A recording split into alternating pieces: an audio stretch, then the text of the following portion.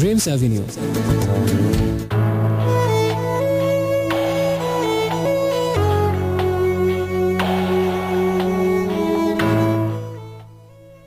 Hello friends, শুনছেন radio আমার 88.4 FM আর এই মুহূর্তে শুনছেন আপনার স্লিপলেস ফ্রেন্ড নিরাজকে এবং শুরু হয়ে গেল ড্রিমস অ্যাভিনিউ, এবং যেটা রেডিও আমার 88.4 FM এর প্রত্যেক শনিবার ঠিক এই সময়টাতে হয়ে থাকে। কিছুক্ষণ আগে স্টেডিয়ামে ছিলাম, খেলা দেখে ঘড়ির কাঁটার সাথে পাল্লা দিয়ে ভাবছিলাম সময় মতো পৌঁছাতে পারবো কিনা।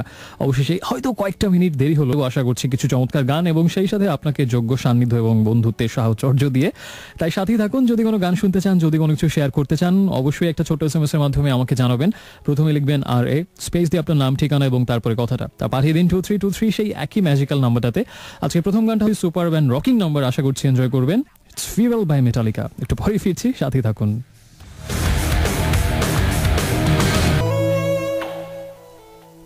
So friends, welcome back once again. শুনছেন এই মুহূর্তে আপনার নির্ঘুম বন্ধু, আপনার সোলমেট অ্যান্ড আলটিমেট রেডিও মেট আজকে আর চলছে ড্রিমস অ্যাভিনিউ, রেডিও আমার 88.4 FM এর Saturday night weekend exclusive show, যেখানে আর কিছু অন্তত একটা ব্যাপার সবসময় হয়, সেটা হচ্ছে যে আমি চেষ্টা করি আপনার যে কথাগুলো বলার আছে, বা হয়তো কিছু কথা থাকে সবাইকে বলা যায়, কিছু কথা থাকে কাউকে বলা যায় না, তো আবার কিছু কথা থাকে শুধু ইরাজকে বলা যায় ড্রিমস অ্যাভিনিউ, তো সেই কথাগুলো আমি শুনতে চাই।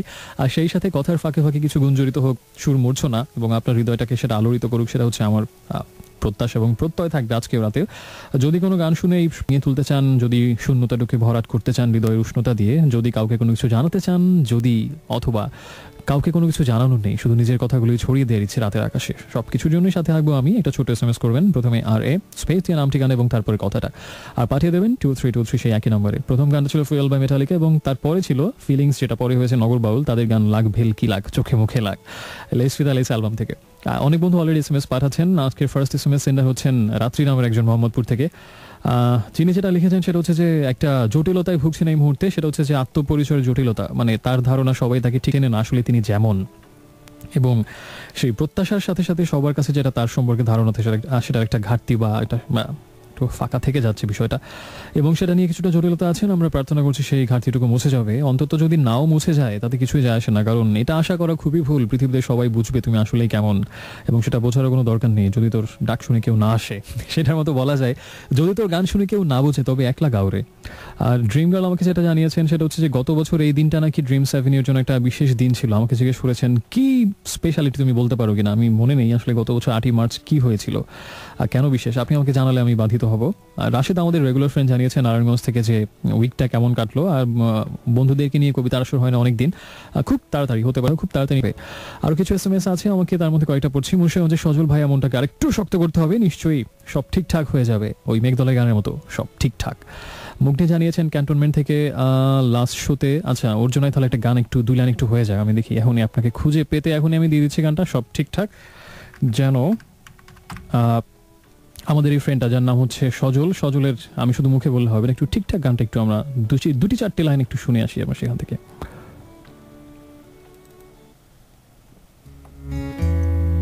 সব ঠিকঠাক যখন বলো ওলট পালট হয়ে যায়, এলোমেলো সব হয়ে যায়, সব ঠিকঠাক। So friends, that was for Sajal, আমাদের একটু বিষণ্ণ বন্ধু এই মুহূর্তে। তারপরে SMS পাঠিয়েছেন মুগ্নি ক্যান্টনমেন্ট থেকে, যে গত শোটা তিনি পুরোটা শুনতে পারেন, গত শোয়ে পুরোটা সময় ট্রাই করেছেন ফোনে কানেকশনটা পাওয়ার জন্য, কিন্তু পারেননি, সমবেদনা জানাচ্ছি। এবং আমি যেটা ঘোষণা দিয়েছিলাম সেটা হচ্ছে যে এরকম সারপ্রাইজ মাঝে মাঝেই থাকবে, আমরা ফোনে কথা বলবো, গত সপ্তাহে যেটা ঘোষণা ছিল। সো কে জানে আজকে হতে পারে, আর রাত্রি নামের একজন জানিয়েছেন যদি মন কাঁদে তুমি চলে এসো, এক বড়সায় গানটা শুনতে চান। ব্লু নাইটিঙ্গেল জানিয়েছেন আর কত কল খুঁজবো তোমায়, মাইলসের এই গানটা শুনতে চান। আর অনেক SMS আসবে, প্রথমে RA স্পেস দিয়ে নাম, ঠিকানা এবং তারপরে মনের কথাগুলো লিখে পাঠিয়ে দিন 2323 এই নাম্বারটাতে। And the next number is Carnival of Frost by Birds of the Fall.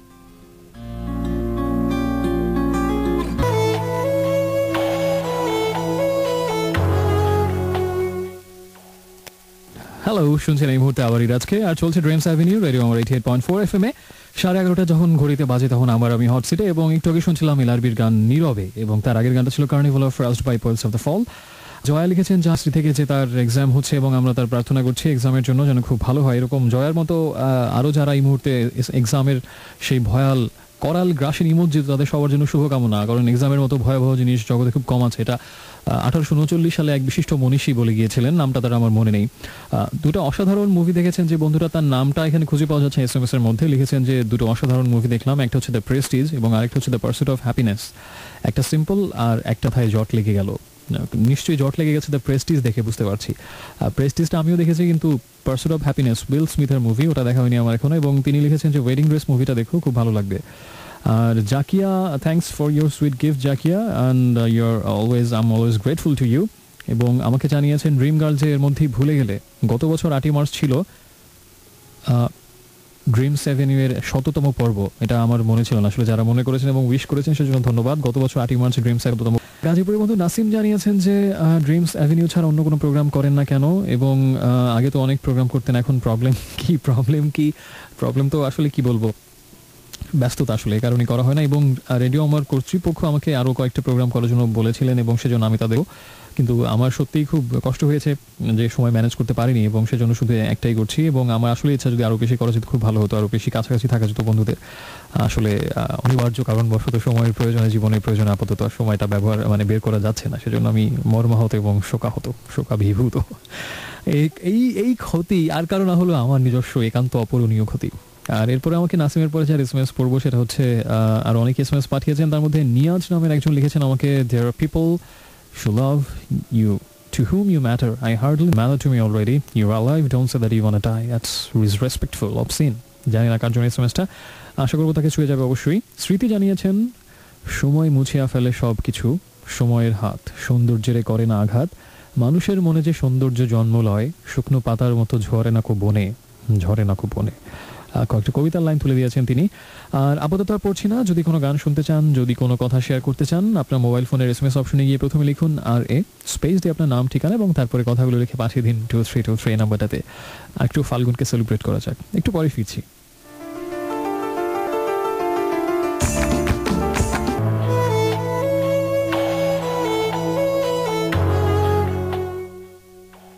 Yes friends, শুনছেন ড্রিমস অ্যাভিনিউ, রেডিও আমার 88.4 FM এর শনিবার রাতের বিশেষ আয়োজন, যেখানে নির্ঘুম বন্ধু হয়ে আপনার পাশে রাজ এখনো আছে এবং রাত 2টো পর্যন্ত থাকবে কথার গানে মুখর করে রাখার জন্য আপনাকে আমি আছি এখানে। সময় এক্স্যাক্টলি 11:46। শুনছিলাম গানস এন্ড রোজেসের গান সুইট চাইল্ড অফ মাইন। আর এদিকে কক্সবাজার থেকে সুন্দরবন, বান্দরবান থেকে কুয়াকাটা, দেশের যে প্রান্তেই যান না কেন সমগ্র পৃথিবী ছুটবে আপনার পিছু পিছু। কারণ এখন গ্রামীণ ফোনে 3G ইন্টারনেট মোডেম মাত্র 1449 টাকা এবং 3G ওয়াইফাই রাউটার মাত্র 3945 টাকায়।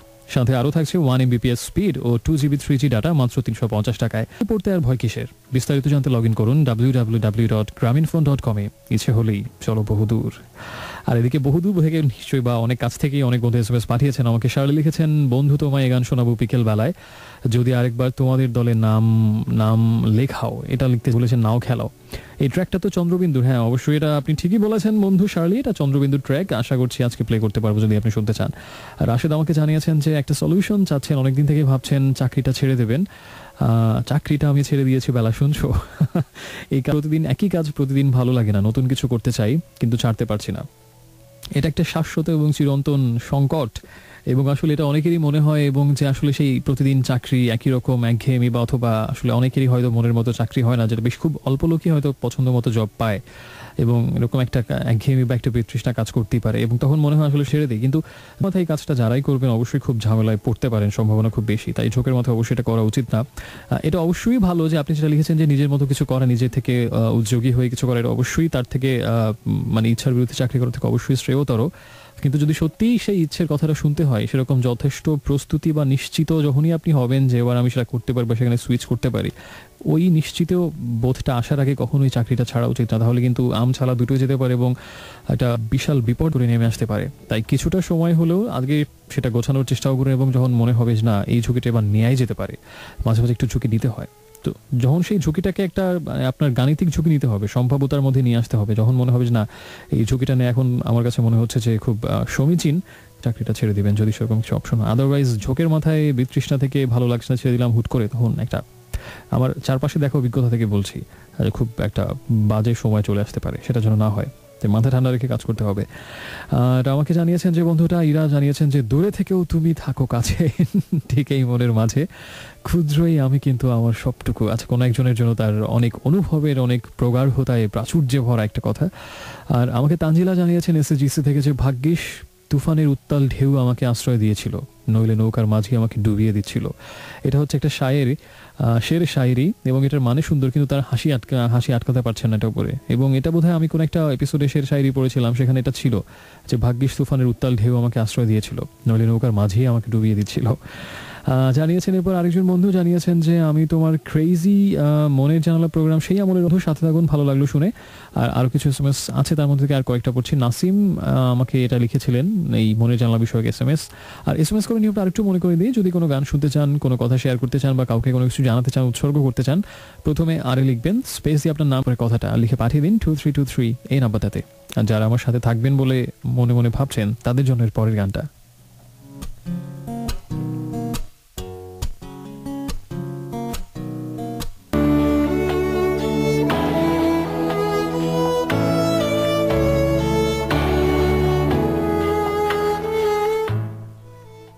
So friends, most welcome back. শুনছেন রেডিও আমার 88.4 FM আর শুনছেন এই মুহূর্তে আজকে। আর একটু আগে শুনছিলাম স্করপিয়ন্সের একটা গান, এবং স্করপিয়ন্সের এই গানটার নাম হচ্ছে হলিডে। যারা একটু চাকরি বাকরির সেই ক্লান্তি একঘেয়েমি নিয়ে কথা হচ্ছিল, এবং নিশ্চয়ই একটা হলিডে তাদের জন্য খুব বেশি দরকার, ইনফ্যাক্ট আমার নিজেরও দরকার, তো এই জন্য একটু হলিডে গানটা প্লে করলাম। এবং এটা হচ্ছে ওদের সবচেয়ে জনপ্রিয় একটা, এবং গানের লিরিক্স চমৎকার। Let me take you far away, you'd like a holiday. Exchange the cold days for the sun, a good time and fun. Let me take you far away, you'd like a holiday. এবং longing for the sun, you will come to the island without name. On the island many miles away from home, you will come on the island without name. Longing for the sun, you will come to the island many miles away from home. বাড়ি থেকে, হৃদয় থেকে অনেক দূরে, নাম না জানা কোনো দ্বীপে স্বাগত হও। স্বাগত মানে স্বাগতম নিশ্চয়ই কেউ জানাবে সেখানে, এবং অনেক দূরে, যেখানে সবকিছু থেকে অনেক দূরের একটা দ্বীপে যাওয়ার কথা বলা হয়েছে একটা হলিডেতে। Let me take you far away. নিশ্চয়ই যারা খুব হাপিত্তেশ করছেন, কেউ এরকম বলবে, Let me take you far away, you'd like a holiday. চমৎকার একটা গান শুনলাম। এবং পর্তুগালের লিসবনে স্করপিয়ন্সের একটা অ্যাকোস্টিক আনপ্লাগড লাইভ কনসার্ট হয়েছিল, সেই কনসার্টের ভার্সনটা আমরা শুনলাম, আনপ্লাগড ভার্সনটা, লাইভ অ্যাকোস্টিক ভার্সনটা। তার আগে ছিল যে গানটা, সেটা হচ্ছে তপুর গান বন্ধু। এবং আমাকে বেশ কিছু বন্ধু SMS পাঠিয়েছেন, একজন হচ্ছেন নীলা ধানমন্ডি থেকে, চমৎকার একটা SMS পাঠিয়েছেন তিনি। নিশিকুঞ্জের নিশি জাগা নিয়া নিষিদ্ধ পাখির হৃদলিন্দে যে বাস্তব বা পরাবাস্তব অনুভব, তার সুখ কিংবা বেদনার অন্ত নিলে কার ছায়া খেলা করে। নিশিকুঞ্জের নিশি জাগা নিয়া নিষিদ্ধ পাখির হৃদলিন্দে যে বাস্তব বা পরাবাস্তব অনুভব, তার সুখ কিংবা বেদনার অন্ত নিলে কার ছায়া খেলা করে। এই বন্ধুটা সবসময় আমাকে খুব ভাবে এবং অনুভবে খুব ঋদ্ধ SMS সবসময় আমাকে করে থাকেন, সে 2008-9 থেকে, অনেক পুরনো একজন বন্ধু। চলেন, তাজরিয়ান আমাকে জানিয়েছেন আজিমপুর থেকে, Iraj, sometimes you play Carnival of Rust. I know it's one of your favorite songs and mine as well. Thank you so much for playing it. আর your most welcome. Sumaiya Shamli থেকে জানিয়েছেন, গত সপ্তাহে তোমার সাথে কথা বলতে পারিনি ফোনে, খুব মন খারাপ ছিল, তাই আজ স্করপিয়ন্সের ওয়েল রাইজ অ্যাগেন গানটা শুনতে চেয়েছিলেন, কিন্তু একটু আগে হলিডে গানটা প্লে করলাম। ওকে, পোস্ট ডেডিকেশন হিসেবে আপনার প্রতি উৎসর্গ করছি সুমাইয়া। আর এম নামের একজন আমাকে জানিয়েছেন, নারী দিবস হিসেবে নারীদের শুভেচ্ছা, যে তোমাকে নারী বলি না কোনো দিনই, বলি মানুষ। তোমাকে শ্রদ্ধা জানানোর জন্য আমার একটা না 365 দিনই প্রয়োজন। ভালোবাসা রইল, ছুঁয়ে দেখো প্রিয় ভুল মানুষ। নিশান আমাকে জানিয়েছেন ঢাকা ইউনিভার্সিটি জহুরুল হক হল থেকে তাহসানের যে কোনো একটা গান শুনতে চান, এবং সেই গানগুলো তাকের মেম্বার ছিলেন, এবং সেরকম একটা গান তিনি শুনতে চান, এবং তার কাছে মনে হয়েছে just singer is always better than an actor. Another request, with or without you by YouTube, সেটাও রাখার চেষ্টা করবো। আর একটু ব্ল্যাকের একটা গান, সেটা তাহসান ব্ল্যাকে থাকার সময় গিয়েছিলেন, এরকম একটা গান একটু পরে প্লে করছি। আরও কিছু SMS আছে। সজল আমাকে জানিয়েছেন, জীবন আনন্দ হয়ে সংসারে আজও আমি করি লেনদেন, চমৎকার একটা গান, নিয়াজ মোহাম্মদ চৌধুরী, সেই গানটা শুনতে চান।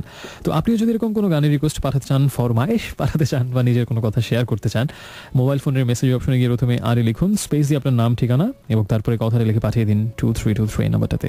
একটু পরে ফিরছি, সাথে থাকুন। আর শুনবো ব্ল্যাকের গান, তাহসানের গাওয়া, এবং এটা ছিল তাদের সেকেন্ড ব্যান্ড স্টুডিও অ্যালবাম উৎসবের পর অ্যালবাম থেকে নেওয়া। গানটার নাম হচ্ছে অপমিত।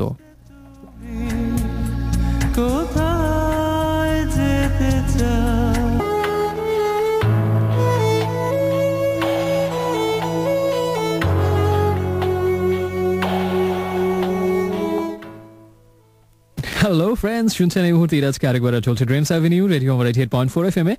শুনছিলাম একটু আগে যে গানটা, সেই গানটার নাম হচ্ছে কি, তার গানটার নাম হচ্ছে হব ঝোড়ো হাওয়া। এটা হচ্ছে বাপা মজুমদার এবং রূপঙ্করের একটা ডুয়েট সং। আর তার আগের গানটা ছিল ব্ল্যাকের গান অপমিত, যেটা তাহসান সেই সময় ব্ল্যাকে ছিলেন, ব্ল্যাকে একজন শুনতে চেয়েছিলেন ওই আমলে তাহসানের গাওয়া কোনো গান উৎসবের পর অ্যালবাম থেকে। আর এদিকে আমাকে নির্জন জানিয়েছেন চোখ বুঝলে, আচ্ছা এই হব ঝোড়ো হাওয়া গানটার একটা বৈশিষ্ট্য না, একটা ইতিহাস আছে অন্তত আমার কাছে। সেটা হচ্ছে যে আমি দীর্ঘ প্রায় 1 বছরের একটা বিরতি দিয়ে দ্বিতীয়বার যখন রেডিওতে আসলাম, তখন 2011-র 10ই ফেব্রুয়ারি ছিল প্রথম টকটুমি ছিল সেই বিরতির পরে প্রথম শোটা, এবং সেই 1 বছর পরে বহুদিন পরে ফিরে আসার পরে এই গানটা দিয়ে প্রথম আবার সেকেন্ড ইনিংস শুরু করেছিলাম। এটা ছিল প্রথম প্লে করা গান সেদিনকার টকটুমিতে, হব ঝোড়ো হাওয়া। আর এবং সেই গানটা প্লে করার একটা কারণ, এখানে একটা লাইন আছে না, ওই যে ওই ডাক দিলে আসবো ফিরে হব ঝোড়ো হাওয়া, তাই মনে হয়েছিল বন্ধুরা ডেকেছে তাই আমিও ফিরে এসেছি, প্রয়োজন হলে ঝোড়ো হাওয়া হব। সেজন্য এই গানটা প্লে করছিলাম স্পেশালি ওই লাইনটার জন্য। নির্জন আমাকে জানিয়েছেন স্বপ্ন ভ্রম এবং স্বপ্ন শিকারের কিছু কথা, এবং আমার কাছে মনে হয় যে অবশ্যই তুমি যেটা বলেছো যে তার উল্টোটাও হতে পারে, যে স্বপ্ন না দেখতে দেখতে কিন্তু সাহসটা কমে যেতে পারে, তাই আবার দেখা শুরু করো, সাহস দেখতে দেখতে বাড়বে।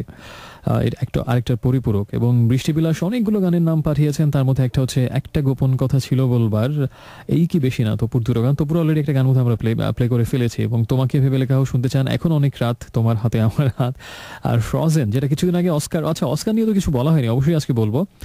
আচ্ছা পরে কেন, এখনই বলে ফেলি। অস্কার এবার 86তম অস্কার ছিল, এবং যেটা আমার ধারণা ছিল এবং অনেকেরই, যে এবারে শ্রেষ্ঠ ছবি হবে 12 Years a Slave, এবং সেই ধারণাকে সত্যি প্রমাণ করে এবার সেটাই সেরা শ্রেতা পেয়েছে। কৃষ্ণাঙ্গদের অত্যাচার এবং নির্যাতন নিয়ে বানানো একটা সিনেমা 12 Years a Slave, সেটা হচ্ছে শ্রেষ্ঠ ছবি, এবং সেরা পরিচালকের পুরস্কার পেয়েছেন গ্র্যাভিটির পরিচালক, এবং মোট সর্বোচ্চ 7টি অস্কার জিতেছে গ্র্যাভিটি।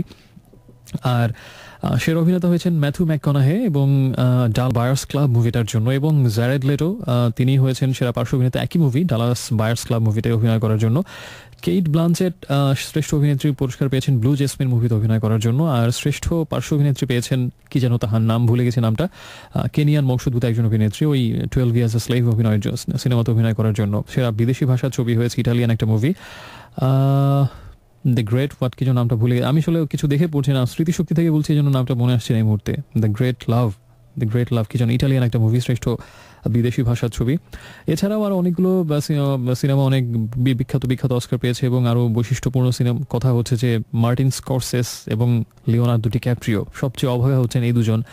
মার্টিন স্করসেস প্রতি বছরই শ্রেষ্ঠ পরিচালকের মনোনয়ন পান, কিন্তু কোনো বছরই তার ভাগ্যে শিখেছিলেন না, এবং লিওনার্দো ডিক্যাপ্রিও প্রতি বছর মনোনয়নটা পান, কিন্তু কোনোবারই তার পাওয়া হয় না। এবারও তাই হয়েছে, এবং এবার আসলে 5বার মনোনয়ন পেয়ে একবারও না জিততে পারার কষ্টে এবার চোখ থেকে অশ্রুই ঝরছিল লিওনার্দো ডিক্যাপ্রিও। যারা অ্যাওয়ার্ডটা দেখেছেন নিশ্চয়ই দেখেছেন তারা, এবং আসলে আমার কাছে খারাপ লাগে, ছেলেটা মানে বারবার নমিনেশন পাচ্ছে, শেষ পর্যন্ত গিয়ে তীরে এসে তরি ডুবছে প্রতিবার। এবার আমিও আশা করেছিলাম যে the wolf of Wall Street মুভিতে অভিনয়ের জন্য হয়তো তিনি শেষ পর্যন্ত পেয়ে যাবেন, কিন্তু সেটা ছিল না শেষ পর্যন্ত কপালে। সে যাই হোক, আশা করছি সামনে নিশ্চয়ই পাবেন। এছাড়া আর কি উল্লেখযোগ্য বিষয় ছিল এবার, আর যদি কোনো উল্লেখযোগ্য বিষয় এই মুহূর্তে আপাতত মনে পড়ছে না, আপনি যদি আমাকে জানতে চান প্রশ্ন করতে পারেন, আমি অ্যান্সার দেওয়ার চেষ্টা করবো। ও আচ্ছা, সেরা অ্যানিমেটেড মুভি হয়েছে এটা, যে ফ্রোজেন, এবং এই মুভিটা আরেকটা অস্কার পেয়েছে, সেটা হচ্ছে যে সবচেয়ে শ্রেষ্ঠ গান, এবং এই মুভিতে একটা গান ছিল লেট ইট গো, সেটা হচ্ছে বেস্ট মিউজিক এবং সেই অস্কারটাও পেয়েছে, এবং সেই গানটাও শুনতে চেয়েছেন বৃষ্টিবিলাস, আমি সেই গানটা প্লে করার চেষ্টা করবো। সুন্দর একটা গান, অস্কার পেয়েছে এবার। আর অনন্য আমাকে জানিয়েছেন রাশ মুভিটা অনেক ভালো লেগেছে, যেটা তুমি বলেছিলে কোনো একটা মুভি অফ দ্য উইক, এবং আরও কিছু ভালো মুভির নাম বলার। আজকে movie of the week segment থাকছে, একটা কোরিয়ান মুভির কথা বলবো, আশা করছি যে সিনেমাটা হয়তো এনজয় করতে পারেন, তো ওয়েট করুন সেই সেগমেন্টের জন্য। আরও কিছু SMS আছে, আমাকে জানিয়েছেন নিশাত, নাভিন আর অভিন, 3 জন, এবং তারা বহুদিন আগে থেকে আমাকে শুনেন, ব্রিটিশ আমল থেকে, এটা হচ্ছে তাদের কথা। ধন্যবাদ ব্রিটিশ আমল থেকে আমাকে শোনার জন্য। নীলা আরেকটা সুন্দর SMS পাঠিয়েছেন, এক পশলা বৃষ্টির আর্দ্রতায় যদি পূর্ণ হয় সুখের ডিঙি, তবে কেন সমুদ্র স্নান, কেনই বা আত্মার অন্তপুরে অবগাহনের স্বপ্ন বুনন, আসলে সুখ সমাপ্তি নয়। কাব্য জানিয়েছেন প্রজ্বলিত আলো নয়, এবার প্রজ্বলিত আধার গ্রাস করলো আমায়, ছাহীন পথ আর কিছু অপারগতা, অনুশোচনা আড়াল করে দেয়াল, নিশ্চুপ শুধু ভাবায় তুমি কোথায়। রেজওয়ানা জানিয়েছেন আজকে তার এক বন্ধু জন্মদিন, শুভেচ্ছা পৌঁছে দিলাম। এবং আর এই মুহূর্তে আর কোনো SMS পড়ছি না, তবে আপাতত SMS করার নিয়মটা একটু বলে দিই। প্রথমে আরে লিখবেন, স্পেস দিয়ে আপনার নাম, ঠিকানা এবং তারপরে কথাটা, আর পাঠিয়ে দিন 2323 এই নাম্বারটাতে। এখন যে গানটা প্লে করবো, এই গানটা হচ্ছে খুবই সুন্দর একটা গান, খুবই সুন্দর প্লে করা হয়নি, সে এখন করছি এবং আশা করছি এখান থেকে রেগুলার প্লে করবো গানটা। মিউজিক, সুর, কথা সবকিছু সুন্দর। গানটার নাম হচ্ছে দ্য রিজন, হুবাস ট্যাঙ্কের গান। আর এই গানটা মিউজিক ভিডিও যারা দেখেছে নিশ্চয়ই একটা অন্যরকম কষ্ট তাদেরকেও আচ্ছন্ন করেছে, খুব কষ্টের একটা মিউজিক ভিডিও। যাই হোক, আশা করছি গানটা আপনাদের ভালো লাগবে। চমৎকার একটা গান, দ্য রিজন বাই হুবাস ট্যাঙ্ক।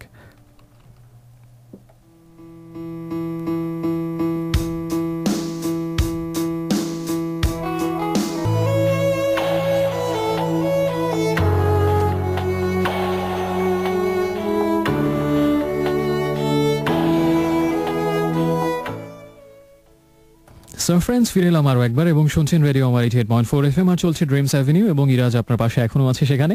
একটু আগে শুনছিলাম মাইলসের গান চাই না এবং তার আগে ছিল হুবাস ট্যাঙ্কের গান দ্য রিজন। আর এখন সময় হয়ে গেছে একটা সেগমেন্টে যাওয়ার, মুভি অফ দ্য উইক।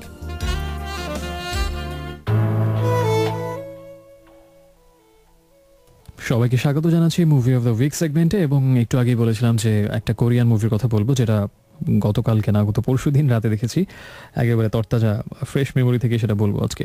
এবং এটা হচ্ছে খুবই জনপ্রিয় একটা, এবং এটার নাম হচ্ছে মাই স্যাসি গার্ল, যার আসলে অর্থ হচ্ছে স্যাসি মানে হচ্ছে অদ্ভুত, উদ্ভট, পিকুলিয়ার, মানে বিজার।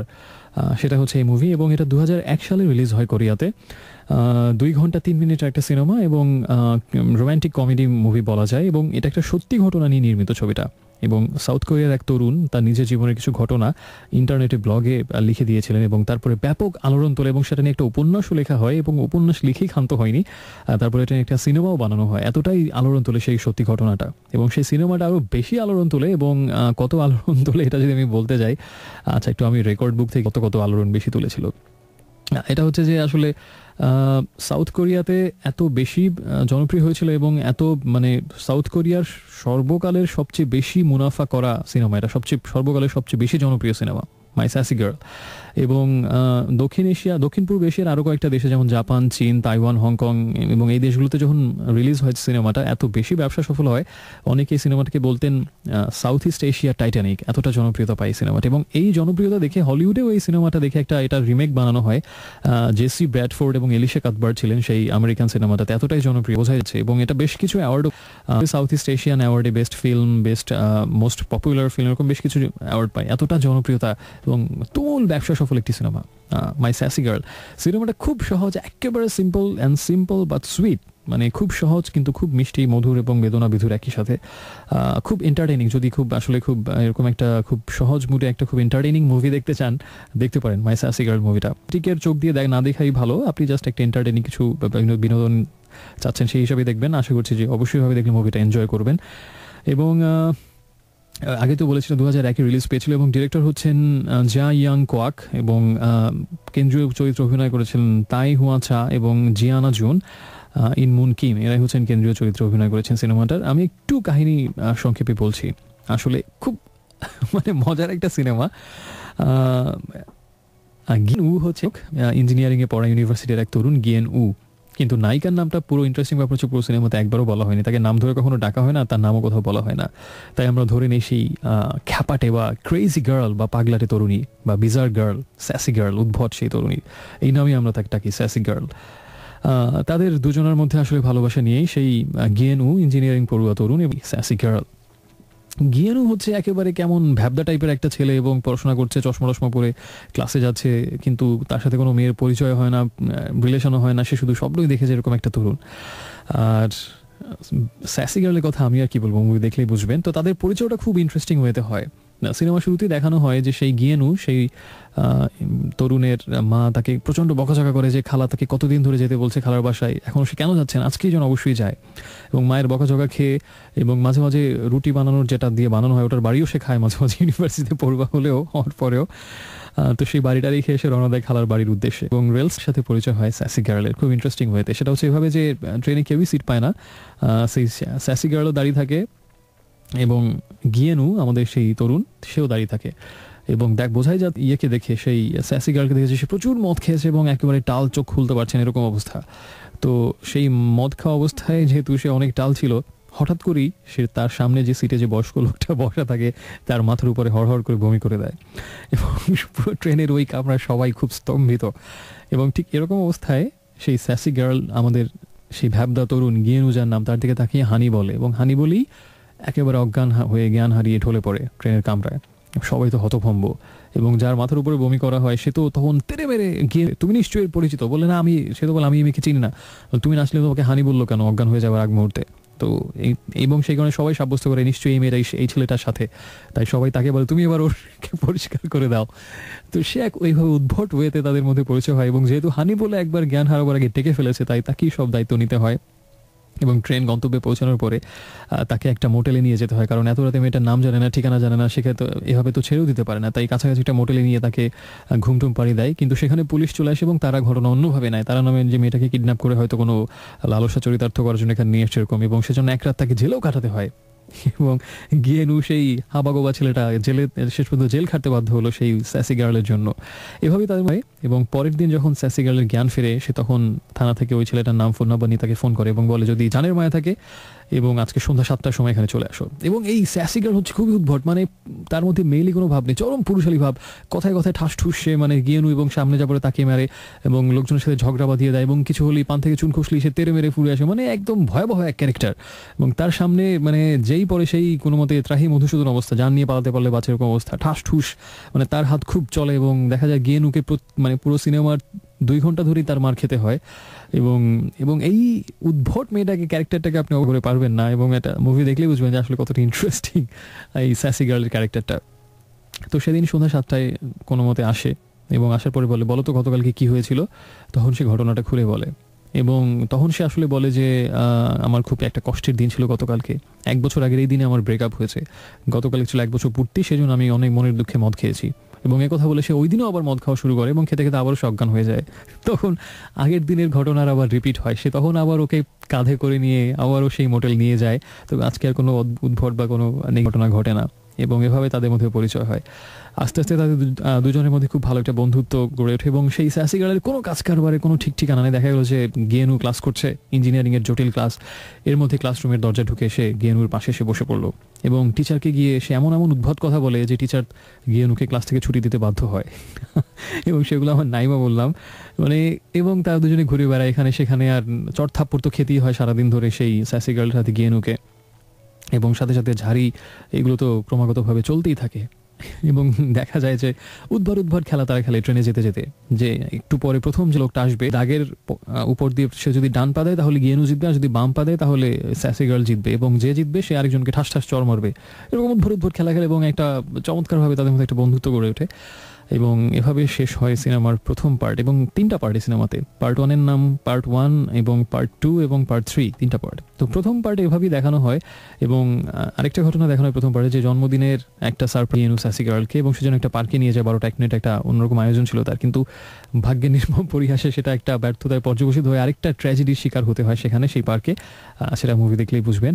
তো এইভাবে তাদের মধ্যে খুব বন্ধুত্ব যখন একদম খুব চমৎকার একটা গাঁথুনি নিল, তখনই প্রথম পার্ট শেষ হয় এবং দ্বিতীয় পার্ট শুরু হয়। এবং দ্বিতীয় পার্টে যেটা দেখানো হয় সেটা হচ্ছে যে স্যাসি গার্ল গিয়েনুকে তার বাসায় নিয়ে যায়, এবং গিয়েনু তখন দেখে স্যাসি গার্ল যেরকম কিছু হলেই টপাটপ মদ খায় এবং টাল হয়ে যায়, তার বাবার তার থেকে 2 কাঠি সরেস, সে 24 ঘন্টাই খেতে থাকে এবং খেতে খেতে হঠাৎ করে কথা নেই বার্তা নেই অজ্ঞান হয়ে পড়ে যায়।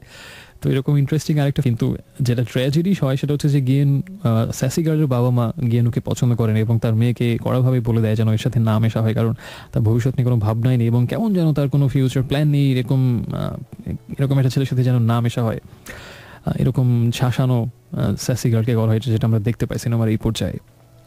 কিন্তু তারা সে কথায় পাত্তা দেয় না, তারা একসাথে ঘুরতে থাকে, এবং এভাবে ঘুরতে ঘুরতে দেখা যায় যে তাদের মধ্যে দেখা হওয়ার 100তম দিন চলে আসে, 100th ডে অ্যানিভার্সারি। এবং সেই দিনটাতে স্যাসি গার্ল তাকে বলে যে তাকে একটা সারপ্রাইজ দিতে, এবং ক্লাসে সবার সামনে গিয়ে তাকে একটা গোলাপ উপহার দিতে। এবং সেই সময়ে গিয়েনুর ইচ্ছে মতো সে ক্লাসের ভেতরে পিয়ানো বাজাবে, এবং দেখা যায় যে সেই প্ল্যান মতো সে সবার সামনে গিয়ে তাকে একটা গোলাপ দেয়, এবং তখন ডায়াসে উঠে পিয়ানো বাজায় তার জন্য স্যাসি গার্ল। এভাবে কিছু ব্যাপার স্যাপার ঘটে, এবং এরপরে আস্তে আস্তে একটু কেমন পরিবর্তন দেখা যায়, হয়তো বাবা মার কথা শুনে বা আরও অনেক নিজস্ব কোনো কারণ থাকতে পারে, গিয়েনুকে সেই স্যাসি গার্ল একটু অ্যাভয়েড করা শুরু করে। দেখা যাচ্ছে যে অনেকদিন ধরে কোনো ফোন দিচ্ছে না, কথা হচ্ছে না, আবার হঠাৎ করে একদিন ফোন দিচ্ছে এবং প্রচণ্ড বিরহে হয়তো কষ্ট পাচ্ছে, কিন্তু কিছুই করার নেই গিয়েনুর। এভাবে একটা দিন সে বলে যে স্যাসি গার্ল তাকে ফোন দিয়ে বলে যে আমাদের মধ্যে হয়তো আসলে কিছুই হওয়া সম্ভব না, এবং সে অন্য একজনের সাথে আজকে একটা ব্লাইন্ড ডেট করছে, এবং সেই দিনটাতে গিয়েনু অন্য একটা মেয়ের সাথে ব্লাইন্ড ডেট করতে যায়, যদিও তার এক্সপিরিয়েন্সটা খুব একটা ভালো হয় না, কিন্তু শেষ পর্যন্ত স্যাসি গার্ল তাকে ফোন দিয়ে বলে যে আমি যেখানে ডেট করছি তুমি সেখানে আসো, এবং সেখানে কি দেখা যায় যে একজন লোকের সাথে স্যাসি গার্ল কথা বলছে এবং তাকে পরিচয় করে দিয়েছে তার বাসা থেকে একে ঠিক করা হয়েছে বিয়ে করার জন্য, এবং তার সাথে কথাবার্তা হয় এবং গিয়েনু তাকে শুভকামনা জানিয়ে আসে এবং 10টা নিয়ম বলে আসে সেই ভদ্রলোককে, যে 10 রুলস অ্যাবাউট স্যাসি গার্ল, যে কী কী করতে হবে যদি তার মন জুগিয়ে চলতে হয়। এবং দেখা যায় যে তার আগে কিছু চমৎকার জিনিস আমি বলতে ভুলে গেছি, যেমন তারা আসলে অনেক চমৎকার সময় কাটে একসাথে। স্কোয়াশ যেহেতু সেই স্যাসি গার্লের খুব প্রিয় খেলা, তাই গিয়েনুকেও বাধ্য হয়ে স্কোয়াশ খেলতে যেতে হয় এবং বল সবসময় তার মাথায় এসে পড়ে, নাকানি চুবানি খেতে হয়। ফেন্সিং স্যাসি গার্লের খুব প্রিয় একটা বিষয়, তাই বাধ্য হয়ে তাকেও যেতে হয় সেই ফেন্সিং খেলতে, এবং কখনোই সে পারে না স্যাসি গার্লের সাথে, এবং চর থাপ্পড় কিল ঘুষি বোনাস হিসাবে তো সে পাই। এবং এরকম আরও কিছু মিষ্টি এবং কিছু ব্যাপার এই মুভিটাতে আছে। তো এই 10টা নিয়ম সে বলে আসে এবং তারপরে আমাদের মনে হয় হয়তো তাদের মধ্যে একটা বিচ্ছেদ হতে যাচ্ছে, এবং তার কারণটা পুরোপুরি কখনোই সেই স্যাসি গার্ল তাকে খুলে বলে না যে আসলে কেন হঠাৎ করে এরকম একটা বিচ্ছেদ। এবং দেখা যায় যে এই পর্যায়ে আমরা যেটা দেখতে পাই সেটা হচ্ছে যে হঠাৎ করেই সেই মেয়েটা তাকে একটা বলে, একদিন একটা উঁচু পাহাড়ের চূড়ায় নিয়ে যায় অনেক দূরে শহর থেকে, এবং আগে থেকে অনেক কিছু না বলে, এবং সেখানে গিয়ে তারা বলে যে আমরা আজকে এখানে এই পাহাড়ের চূড়ায় একটা গাছের নিচে একটা টাইম ক্যাপসুল রেখে যাব।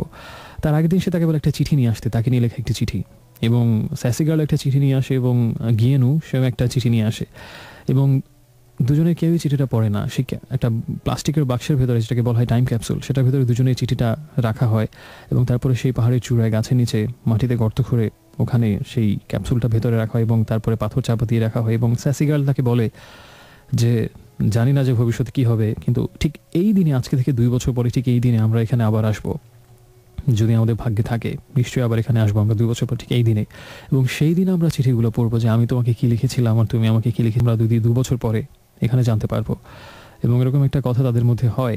তারপরে তারা শহরে আবার যখন ফিরে আসে তখন দেখা হয় যে তখন স্যাসি গার্ল তাকে বলে তুমি প্রথম ট্রেনে যাও, আমি পরে ট্রেনে আসবো, একসাথে যাওয়াটা হয়তো অনেক কষ্টকর হবে। এবং সেজন্য প্রথম ট্রেনে গিয়েনু ওঠে, এবং সে যখন তাকে বিদায় জানিয়ে ট্রেন ছেড়ে দিচ্ছে, কিন্তু শেষ পর্যন্ত সে আর আসলে ওই ট্রেনে থাকতে পারে না, সে লাফ দেয়, কারণ মনে হয় যে না, ওকে ছেড়ে চলে যাও, দুজন একসাথে যাবে। সে যখন লাফ দেয় ঠিক ওই মুহূর্তে স্যাসি গার্লের মনে হয় না একসাথে যাওয়া উচিত, আলাদা যেতে হয়তো কষ্ট হবে, তাই সেও তখন ঠিক লাফ দিয়ে ওই মুহূর্তেই ট্রেনে উঠে, আর গিয়েনু লাফ দিয়ে ঠিক ওই মুহূর্তেই ট্রেন থেকে নামে যাওয়ার ফলে রেজাল্ট একই হয়ে যায়। স্যাসি গার্ল চলে গেল ওই ট্রেনে এবং পরে ট্রেনে গিয়েনু আসলো, এবং সেটাই ছিল ওই আপাতত তাদের মধ্যে শেষ দেখা। এবং এভাবে সিনেমার সেকেন্ড পার্ট শেষ হয়। এরপরে থার্ড পার্ট, একদম ফাইনাল পার্টে আসি আমরা, এবং এটার সব কিছু আমি বলবো না, কারণ আমি চাই না সাসপেন্সটা নষ্ট হয়ে যাক। তবে কিছু কিছু আমি বলি। সময় চলে যেতে থাকে, তাদের মধ্যে আর কোনো যোগাযোগ নেই, দেখা নেই, কথা নেই, কেউ জানে না আরেকজন কোথায় আছে। প্রচণ্ড কষ্টে গিয়েনুর দিন কাটতে থাকে, এবং সে নিজেকে প্রচণ্ড ব্যস্ত রাখে। সে ফেন্সিং শেখে, যেটা স্যাসি গার্লের পছন্দের বিষয় ছিল, সে সাঁতার শেখে, সে স্কোয়াশ খেলা শেখে, এবং এই সময় সে আরেকটা যেটা কাজ করে, এই ভালোবাসার কাহিনীটা সে লিখে ফেলে একটা উপন্যাস আকারে, এবং এটা সত্যি ঘটনা কিন্তু, এবং সত্যি সত্যি বাস্তবের জগতে সেই তরুণ এই সময়টাতে সেই কাহিনীটা লেখে, মাই স্যাসি গার্ল, যেটা নিয়ে উপন্যাসটা লেখা হয় আসলে।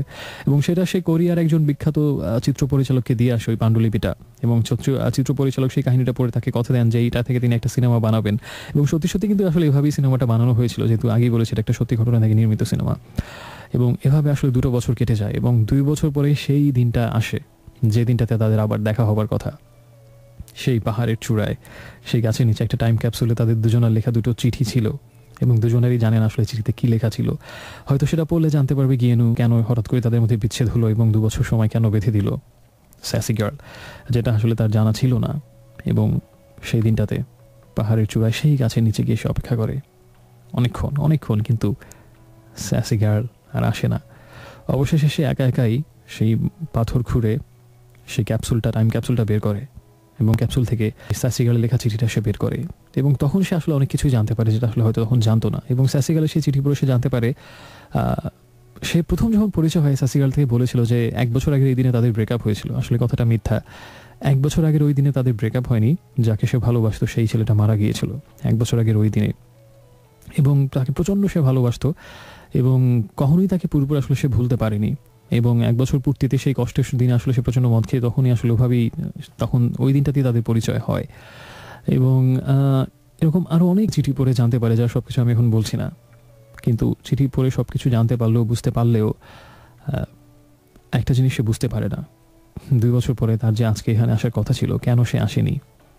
এবং দেখা যেত এরপর সে প্রায়ই ওই গাছের গোড়ায় যেত, এবং একটা সময় দেখতে পাই আমরা সেই তরুণী স্যাসি গার্ল, সেও আসছে, কিন্তু গিয়েনুর সাথে দেখা হচ্ছে না। তাহলে শেষ পর্যন্ত কি ঘটতে যাচ্ছে? কোনোদিন কি তাদের মধ্যে আর দেখা হবে? বা যদি দেখা হয়ও, দুজনের দুটো পথ কি কখনো এক হয়ে মিলবে? কারণ স্যাসি গার্ল তো তার চিঠিতে জানিয়েই দিয়েছে যে হয়তো সে পুরোপুরি কখনো গিয়েনুকে ভালোবাসতে পারেনি। সে হয়তো চিঠিতে যেটা লেখা ছিল যে গিয়েনুর মধ্যে সেই তার মৃত প্রেমিকের একটা ছায়া সে আসলে খুঁজেছিল, এবং হয়তো পুরোপুরি তাকে ভোলাও সম্ভব না বা গিয়েনুকে পুরোপুরি ভালোবাসাও সম্ভব না, এরকম একটা কথা চিঠিতে লেখা ছিল। তাহলে সেই দ্বিধা, সেই সংশয় বা পুরনো মৃত প্রেমিকের দিকে বিস্মৃতির অতলে তাকে তলিয়ে দিয়ে নতুন করে এক নতুন জীবনে নতুনভাবে সব কিছুকে তার পক্ষে শুরু করা সম্ভব হবে, বা আদৌ কি কোনোদিন তাদের মধ্যে দেখা হবে? ইতিমধ্যে গিয়েনু সেই গাছতলায় যাচ্ছে, প্রায় আবার স্যাসি গার্ল যাচ্ছে, কিন্তু কখনো তাদের মধ্যে দেখা হচ্ছে না। শেষ পর্যন্ত তাহলে কি ঘটতে যাচ্ছে? শেষটুকু আর বললাম না, এটুকু রহস্য থেকে যাক, কারণ মুভিটা দেখবেন যখন নিশ্চয়ই এনজয় করবেন। আশা করছি খুব ভালো লাগবে সিনেমাটা। খুব সহজ এবং সুইট একটা লাভ স্টোরি এবং এন্টারটেইনিং একটা ফিল্ম, মাই স্যাসি গার্ল, কোরিয়ান ফিল্ম। আশা করছি এনজয় করবেন। এবং আজকের মুভি অফ দ্য উইকের এটাই ছিল সিনেমাটা। যদি কিছু লিখতে চান, যদি কোনো গান শুনতে চান, আমাকে লিখুন। প্রথমে আরে লিখবেন, স্পেস দিয়ে নাম ঠিকানা, এবং তারপরে কথাগুলো লিখে পাঠিয়ে দিন 2323 এই নাম্বারটাতে। একটু পরে ফিরছি।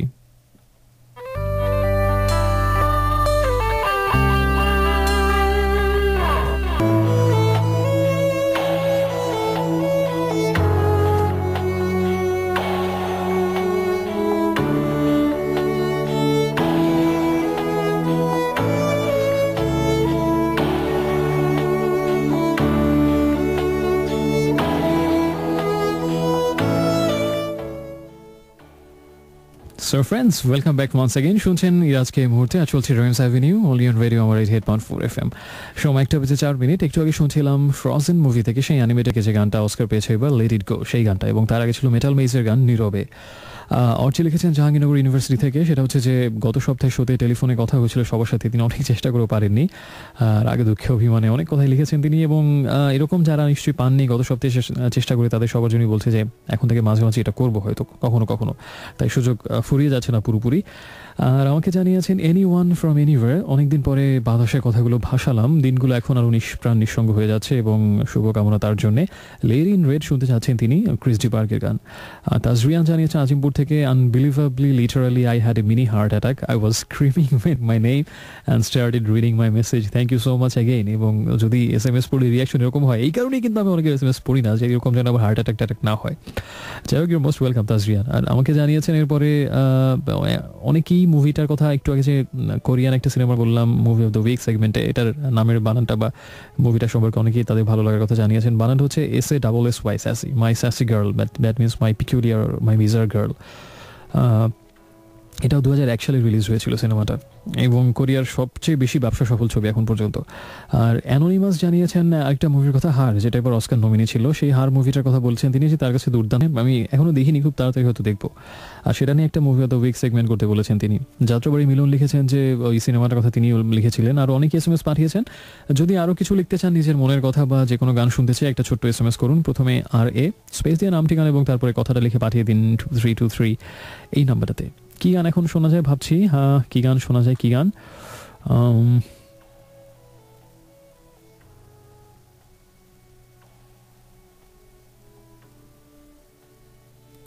এই গানটা শুনি, একটু পরে ফিরছি, সাথে থাকুন।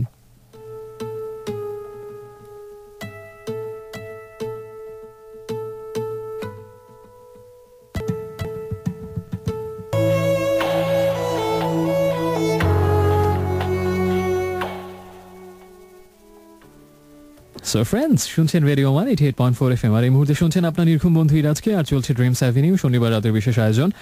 আর সেখান থেকে আরেকবার স্বাগত জানাচ্ছি। এবং একটু আগে শুনছিলাম মার্ভো ভাইরাসের গান অমানুষ ছিল গানটার নাম, এবং 64 minutes 53 seconds অ্যালবাম থেকে এই গানটা, তাদের নিজেদেরও বেশ পছন্দের একটা গান, and one of the best songs of Marvo Virus obviously. আমাকে মাহিন জানিয়েছেন, সেটা হচ্ছে যে 3 Doors Down'ের গান হিয়ার উইদাউট ইউ গানটা শুনতে চান এবং গানটা সম্পর্কে কিছু জানতে চান। একটু পরে সাউন্ড অফ মিউজিক সেগমেন্টটা হচ্ছে, এবং সেখানে আমি আজকে এটা না অন্য একটা গান, অসাধারণ একটা গান, খুবই জনপ্রিয় একটা গানের কথা বলবো আজকে। আশা করছি সেটা এনজয় করবেন। মোহাম্মদপুরের রাত্রি লিখেছেন, হেই সবুজ প্রাণ, তোমাকে যেতে হবে বহুদূর, সত্য সুন্দরের আলোকবর্তিকা হাতে। আর আয়েশা জানিয়েছেন যে হার মুভিটা তিনি নিজেও আজকে আবার দেখলেন এবং 3বার দেখেছেন, অসম্ভব সুন্দর একটা মুভি। শান্তিনগর থেকে লোপা জানিয়েছেন যে গত সপ্তাহের প্রোগ্রাম, আচ্ছা লোপার এসএমএসটা খুব ইন্টারেস্টিং এবং আমার খুব ভালো লেগেছে, মনে হচ্ছে যে কিছুটা হলো করতে পেরেছি গত সপ্তাহের প্রোগ্রামটা দিয়ে ফোনে কথা বলে। নিশ্চয়ই যারা শুনেছেন গত যে একজন বন্ধু আমাকে ফোন দিয়েছিলেন, এই হচ্ছেন তিনি লোপা, সেই লোপা। এবং তিনি বলেছিলেন যে তার আব্বু কোথাও ঘুরতে নিয়ে যান না এবং তারা নিজেরা যদি কোথাও রওনা দেন একটু পরপর ফোন শুরু হয় এবং তারা এক বাসা মানে ঢাকার ভিতরেই এক জায়গা থেকে আরেক জায়গায় যেতে পারেন না, ঢাকার বাইরে তো দূরের কথা, এবং প্রতিবার আশা দিয়ে রাখেন যে হ্যাঁ এই পরীক্ষা শেষে নিয়ে যাবে, কিন্তু কোনোবারই নিয়ে যান না, সেজন্য লোপার অনেক দুঃখ নিশ্চয়ই মনে পড়ছে। তো আমি তাকে একটা দুষ্ট বুদ্ধি দিয়েছিলাম একদম কথার শেষ দিকে, মনে আছে নিশ্চয়ই, যে এই প্রোগ্রামটা রেকর্ড করে আমাদের কিছু বন্ধু ইউটিউবে দিয়ে দেন এবং সেখান থেকে এই এপিসোডটা ডাউনলোড করে তার বাবাকে শোনাতে বলেছিলাম, এবং তার বাবা যদি শোনেন যে মেয়ে কতটা আকুতি করছে অন এয়ার রেডিওতে, সবার কাছে তার মনের দুঃখ প্রকাশ করছে, তার বাবা কোথাও ঘুরতে নিয়ে যান না, এই দুষ্ট বুদ্ধি আমি তাকে দিয়েছিলাম, কাজ হলেও হতে পারে। তিনি এসএমএস পাঠিয়ে আজকে জানিয়েছেন লোপা যে গত সপ্তাহের সেই বুদ্ধিতে কাজ হয়েছে এবং তিনি ডাউনলোড করেছিলেন এপিসোডটা ইন্টারনেট থেকে এবং তার বাবাকে শুনিয়েছিলেন, এবং সেটাতে তার বাবা অবশেষে তার মন গড়ল এবং তখন তার বাবা সিদ্ধান্ত নেন তাদেরকে ঘোরাতে নিয়ে যাবেন, এবং শুধু নিয়ে যাবেন সিদ্ধান্ত না, এই সপ্তাহে অলরেডি তাদেরকে রাঙামাটি থেকে ঘুরিয়ে নিয়ে এসেছেন এবং অবশেষে তার মূল্য। এবং আমার সত্যি ভালো লাগছে যে অন্তত একটা বন্ধুর খুব অনেকদিন ধরে একটা অতৃপ্তি ছিল, আক্ষেপ ছিল, কষ্ট ছিল, আমার এই হয়তো এই প্রোগ্রাম কারো কোনো কাজে আসবে এবং এটার কোনো মূল্য নেই, কিন্তু অন্তত একটা আমাদের একটা বন্ধু হয়তো তার ইচ্ছাটা হয়তো আবার কখনো আসলে পূর্ণ হতো কিনা, বা কতদিন পরে হয়তো কষ্টটা বুকে চেপে সে সবসময় একটা আক্ষেপ রাখতো অন্যদের কাছ থেকে গল্পের কথা শুনে, ঘোরার গল্প, এবং সবসময় তাদের দীর্ঘশ্বাস বের হতো। অন্তত আমার সেই দুষ্ট বুদ্ধিতে বা সেই প্রোগ্রামের মাধ্যমে যদি একটা অসাধারণ সময়, একটা কিছু অসাধারণ সময় বা মুহূর্ত, একটা অসাধারণ ট্রিপ যদি সে পেয়ে থাকে, I am really feeling that I was the provider actually. Purabi আমাকে রামপুরা থেকে যেটা জানিয়েছেন তার জন্য অনেক ধন্যবাদ, আশা করছি সাথে থাকবেন, নিশ্চয়ই এরকম অনেক ভালো লাগা আপনি আবারও পাবেন। আর যদি আরও কিছু জানতে চান, জানাতে চান, যদি কোনো গান শুনতে চান, এসএমএস করুন, প্রথমে আরে লিখুন, স্পেস দিয়ে নাম ঠিকানা লিখে তারপরে কথাগুলো লিখে পাঠিয়ে দিন 2323 নাম্বারটাতে। রেড হট চিলি পেপারসের একটা গান শুনবো, গানটার নাম হচ্ছে আদার সাইড। একটু পরে ফিরছি, সাথে থাকুন।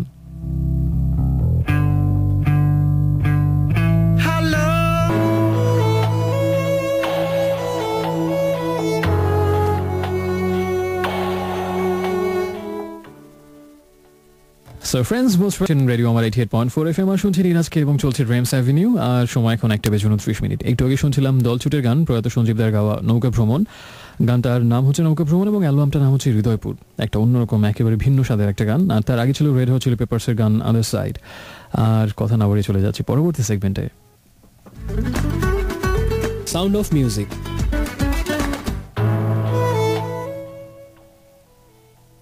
স্বাগত জানাচ্ছি সাউন্ড অফ মিউজিক সেগমেন্টে, এবং আজকে এখানে বলবো গানটা হচ্ছে অনেক বিখ্যাত এবং সর্বকালের সবচেয়ে জনপ্রিয় রোমান্টিক গানগুলোর কথা যদি আসে, অবশ্যই এই গানটাও আসবে, এবং অসম্ভব সুন্দর একটা ব্লুজ সং গানটা।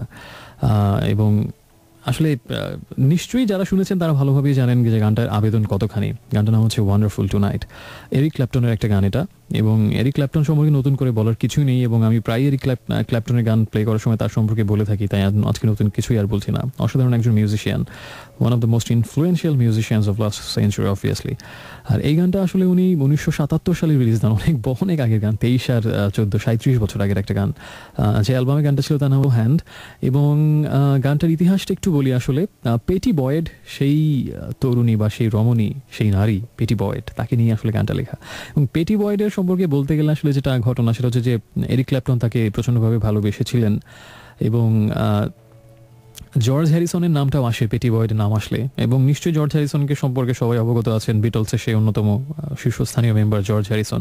তো এই গানের গায়ক এরিক ক্ল্যাপটন এবং জর্জ হ্যারিসন খুব ক্লোজ ফ্রেন্ড ছিলেন, এবং জর্জ হ্যারিসনের প্রেম বয়েড, এবং তারা তিনজনই খুব ভালো বন্ধু ছিলেন, এবং সবসময় একসাথে তিনজন কোথাও ঘোরাফেরা করতেন, একসাথে সবসময় আড্ডা সময় কাটানো। এবং এভাবে একটা সময় সেই জর্জ হ্যারিসনের প্রেমিকা পেটি বয়েডের সাথে দেখা যায় যে এরিক ক্ল্যাপটনের একটা হৃদ্যতা তৈরি হয় এবং শুরু হয়, এবং একটা সময় জর্জ হ্যারিসনের সাথে সম্পর্কটা শেষ হয়ে এরিক ক্ল্যাপটনের সাথে পেটি বয়েডের একটা ভালোবাসার সম্পর্ক শুরু হয়, এবং জর্জ হ্যারিসনের জন্য যেটা ট্র্যাজিক ছিল, এবং এরকম আরও অনেক ঘটনা আছে। এবং সেই পেটি বয়েডকে নিয়ে আসলে এরিক ক্ল্যাপটন গানটা লিখেছিলেন, এবং তার একটা আত্মজীবনী আছে এরিক ক্ল্যাপটনের, বইটার নাম হচ্ছে wonderful tonight, George Harrison, Eric Clapton and me.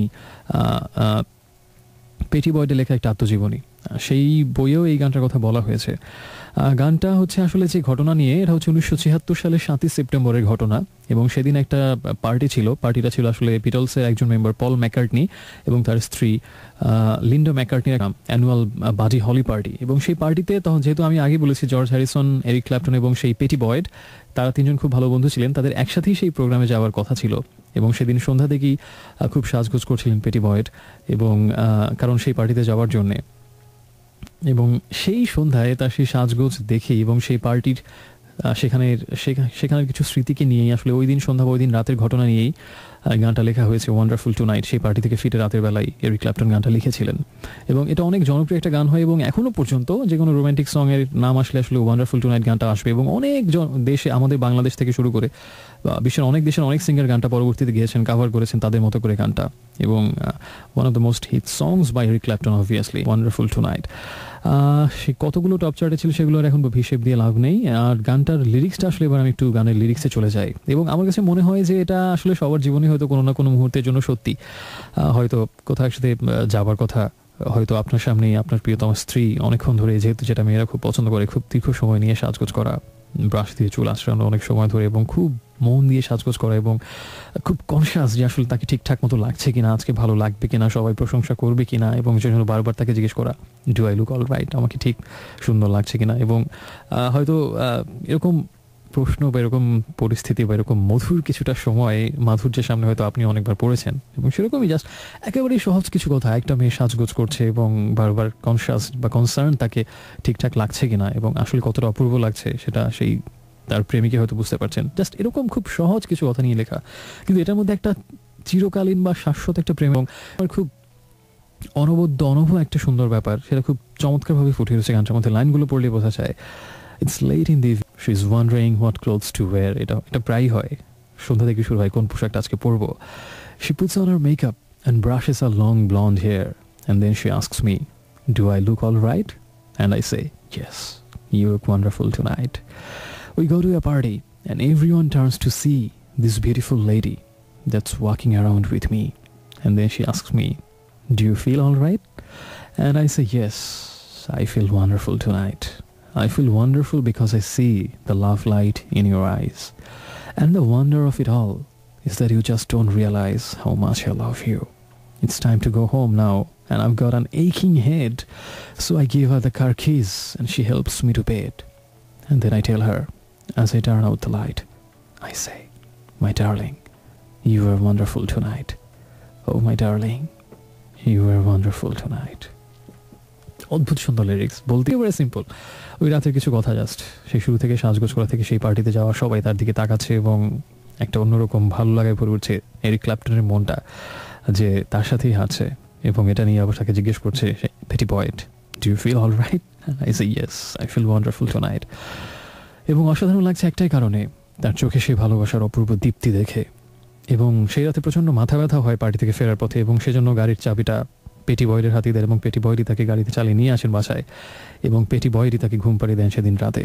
এবং তখন বাতি নিভিয়ে যখন চলে যাচ্ছিলেন পেটি বয়েড, তখন এরিক ক্ল্যাপটন তাকে বলেন, my darling, you R wonderful tonight. চমৎকার সেই গানটা এখন এনজয় করছে। একটু পরে ফিরছি, যদি কিছু লেখার থাকে প্রথমে আরে লিখুন, স্পেস দিয়ে আপনার নাম, ঠিকানা এবং তারপরে কথাটা, তারপরে কথাগুলো লিখে পাঠিয়ে দিন 2323 এই নাম্বারটাতে। ওয়ান্ডারফুল।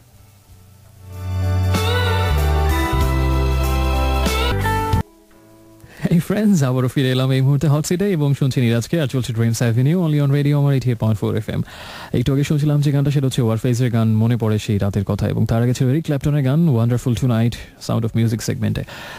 টাকা থ্যাংক ইউ আপি এবং প্রেমা, ইউর মোস্ট ওয়েলকাম। এবং লিখেছেন যে ওয়ারফেজে মনে পড়ে গানটা শুনে পুরনো স্মৃতি মনে পড়ে যাচ্ছে অনেক অনেক অনেক, এবং এই গানটা শুনলে হয়তো সবারই কম বেশি এরকম হয়। খুব বেশি সময় বাকি নেই, ঝটপটতে আরও কিছু লিখতে পারেন, শুনতে চাইতেও পারেন, 2323 নম্বরে পাঠাবেন। প্রথমে আরে লিখতে হবে শুধু, তারপর যা ইচ্ছে তাই লিখুন। আর অবশ্যই বসে আছি এখনো SMS এর জন্য, এখনো তোমার সঙ্গ চেয়ে, কারণ তুমি না থাকলে অনেক কিছুই হতো না। কি হতো না সেটা একটু শুনে আসি।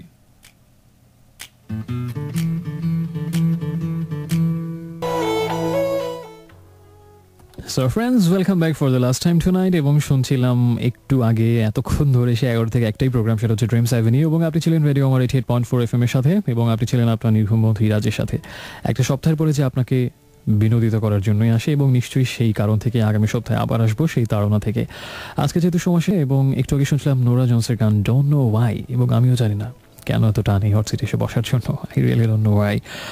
সেটা যাই হোক না কেন, হয়তো ভালোবাসা এর সবচেয়ে বড় কারণ, এবং সেই ভালোবাসা থেকে আবারও কথা হবে, আবারও নিশ্চয়ই একসাথে থাকা হবে, একসাথে কাছাকাছি হওয়া হবে, স্বপ্ন শিকার হবে। সেই প্রত্যাশায় বিদায় নিচ্ছি। খুব ভালো থাকুন, সুন্দর থাকুন, সুস্থ থাকুন। শুভরাত্রি জানিয়ে বিদায় নিচ্ছি, এবং যাবার আগে শেষ গানটা হচ্ছে যেখানে সীমান্ত তোমার। এই সীমান্তটা এবং এই বসন্তটা, সেখানে বসন্ত আমার, বসন্তের সবটুকু শুভেচ্ছা দিয়ে যাচ্ছে আরেকবার। ওকে,